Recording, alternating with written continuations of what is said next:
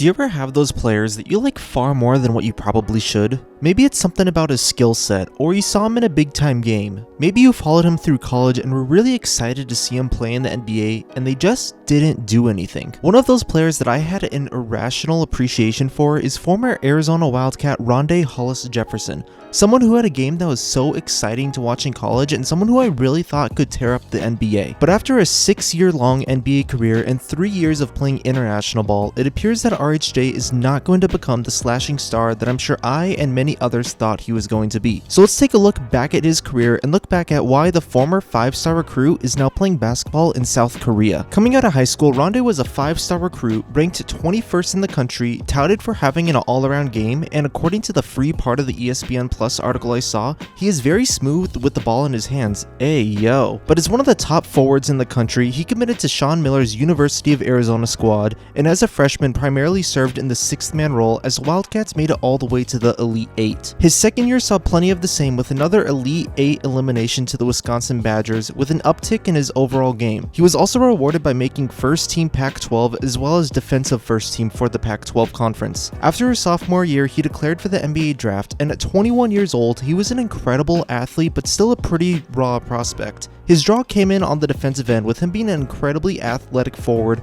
listed at 6'7" with a 7'1" wingspan. But outside of driving to the rim, he struggled to score in college, shooting 20% from 3 on less than half of an attempt per game. And while scouts never expected him to be elite, there was hope that he could become at least an average shooter. But unfortunately for Rondae, he entered into the league at a time where his skill set became outmatched overnight. Rondae was selected with the 23rd pick in the 2015 draft by Portland and was traded for Mason Plumlee and Pat Connaughton to the Brooklyn Nets. As a rookie, he would go on to have an injury-shortened regular season, but he did put up some solid numbers on a Nets team that finished second worst in the Eastern Conference. But right away after his rookie season, his shooting was still seen as an immediate weakness, especially with how Steph Curry and the Warriors were single-handedly revolutionizing the game. In his second season, Jefferson spent more time at the power forward spot as opposed to a shooting guard and saw an expanded role starting in 50 games as well as seeing an increase in his usage. But despite attempting more shots, his shooting and overall efficiency still struggled. Season 3 would go on to become the best of Rondae's career. He had a career high in efficiency, including from 3, career high in minutes, points, rebounds, and PER. While he was still considered pretty raw by NBA standards at the time, he had started to establish himself as a potential number 2 player alongside D'Angelo Russell. But still, he was far from the 3-and-D wing, or at least the slash-and-D wing the NBA was clamoring about. And in his 4th and last season as a Net, Jefferson regressed in most aspects and didn't really improve much from the season before.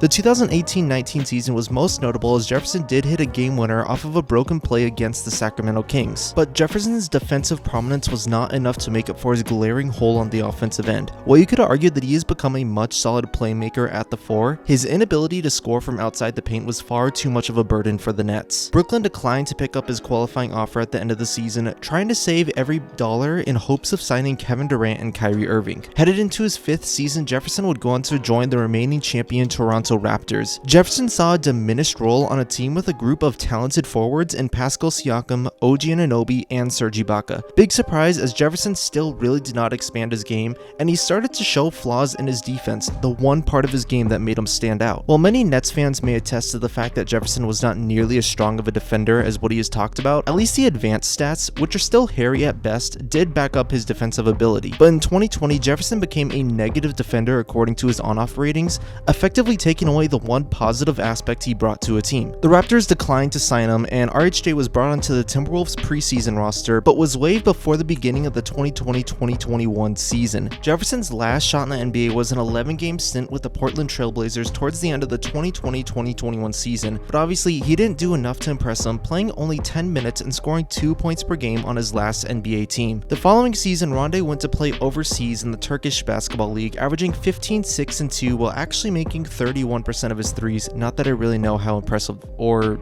unimpressive that is for Turkish basketball. And in April of 2022, he signed within the Puerto Rico Basketball League and appeared to have the best season of his professional or at least post-college career, averaging 21 points, 9 rebounds, and 5 assists per game. And from what I can find, this year it looks like Rondae is playing in South Korea, averaging 10 points per game, but still not being able to develop that 3-point shot. So what went wrong with Rondae Hollis Jefferson?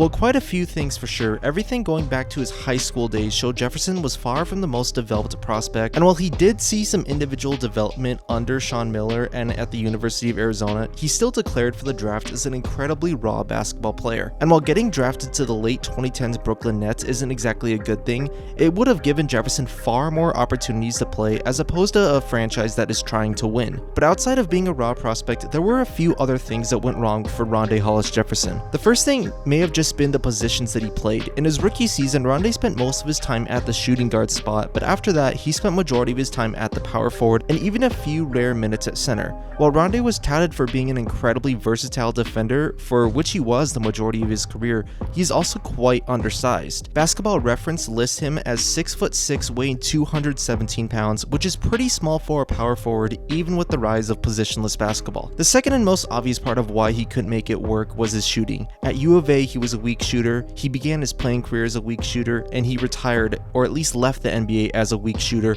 shooting 21% from 3 on less than 1 attempt per game for his entire career. And not just from 3, but he just really wasn't too much of a shot creator on his own. Like I said, he had a bit of a solid playmaking game for what he was, but outside of scoring directly in the paint, he really just couldn't do too much to create his own shot. And what made it even worse was just the general direction the league was headed in. Rondae's rookie season was the 2015-16 season, aka the season of the 73-9 Warriors, which revolutionized basketball and how Steph Curry changed the game more than how any individual player has changed the sport. Following that was the single greatest increase in three-pointer shot on a season-to-season basis. Combine that with other influential teams such as Mike D'Antoni's Rockets, suddenly made the three ball not a luxury but a necessity. There was a rise in 3-and-D forwards, guys like Robert Covington or even PJ Tucker becoming far more valuable to a team despite only having 2 primary skills. When someone can defend at a similar level of Jefferson, but be a plus offensively, or at the very least be able to distract a defender by standing in the corner, it makes the appeals of guys like Jefferson a lot less. Rondae, like some others, is a basketball player out of time. He is someone who I think may have had a completely different career had he had been in a different generation.